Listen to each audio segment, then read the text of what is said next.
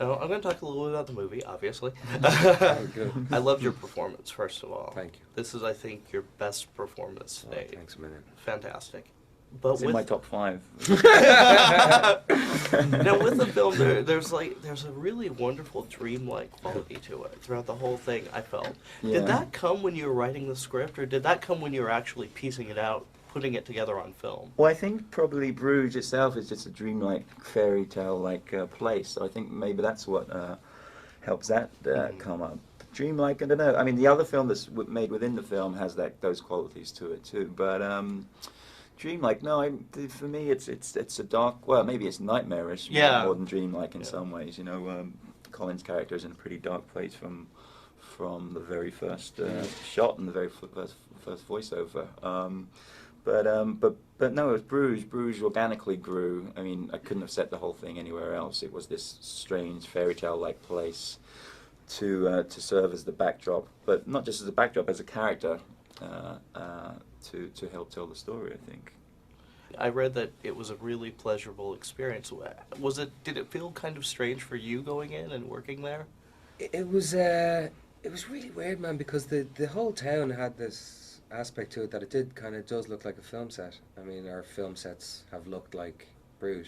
Bruges is around longer than film, obviously, but it is like this fairy tale town. There's incredible architecture and lovely little canals and bridges and churches and cobblestone everywhere, you know. And even if there's not a horse moving in the town, you can nearly hear the clippity clop of horse hooves on the cobblestones. You know, you can nearly cast your mind back to a very draconian time, and it feels that way.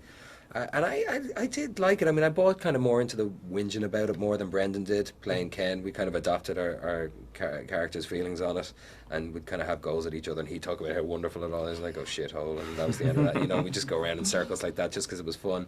But it was also winter when we got there, so it was dark, pitch dark at 4:30 every day, and there was nobody on the streets. It was really eerie when we got there first. I remember walking on the streets the first night at about 7 o'clock, and it was pitch black, and there was nobody around, and there was a fog on the canal, and it was just... I mean, it was real Jack the Ripper kind of stuff, you know, but beautiful. And the first character in the film, before any of the actors were cast, or before there was a story, there was Bruges. I mean, that was the whole thing, you know. Yeah.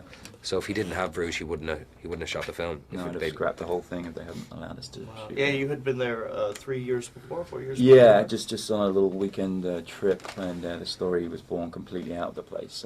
And if they hadn't let us shoot, I couldn't have changed it to Prague or Venice or any other place. I'd have scrapped the whole idea. Well, one of the things also that makes the film work, aside from the location, is these characters, they're very dark, yet there's something very humane about them, and I really like them. Even though what you've done in the film, your character did, was pretty horrendous. Absolutely horrendous. I mean, you know, among the most despicable things you could think that a man would do, albeit, you know, the second half of what he did wasn't without any intent or any preconception. You know, the first half was. And, you know, you find a way to validate. You can validate anything you want to. You know, you can rationalise most things in the world. But I think what Martin did, which was so lovely with this, was that he did show you that these characters do feel the weight of their own actions. You know, that revenge is not something that comes from the outside. It's something that's almost served from within as well. You know, that they are very conscious men, more than they realise. You know, and Ken has a certain amount of... he's evolved to a certain stage, being older and more experienced, and Ray is kind of very childlike, but it has much more wisdom than he even contemplates. You know, has much more. I mean, just even lines like "I will have always killed that little boy." Yeah. That's never going to go away. I mean, there's a lovely simple wisdom to that. You know, that is the truth. You know, and he's kind of coming to a stage where he's beginning to accept it. It's very painful, but he's beginning to accept it. But yeah, no, it was great because it just blurred the line. It's not that they're just killers, you know, it's something that they do, but there's a very human kind of aspect to them as well, which always makes for good drama. I suppose you got a gun up there? Yeah. Well, what are we going to do? We can't stand here all night. Why don't you both put your guns down? Go home. Don't be stupid. This is the shootout. Harry, I've got an idea. What?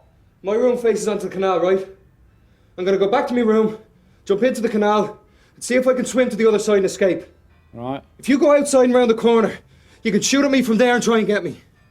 That way we leave this lady and her baby out of the whole entire thing. You completely promised to jump in the canal. I don't want to run out there, come back in 10 minutes and find you hiding in a cupboard.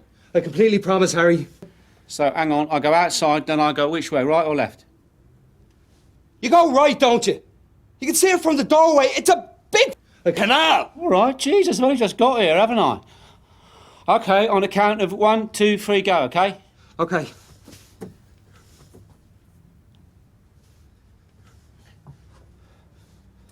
What? Who says it?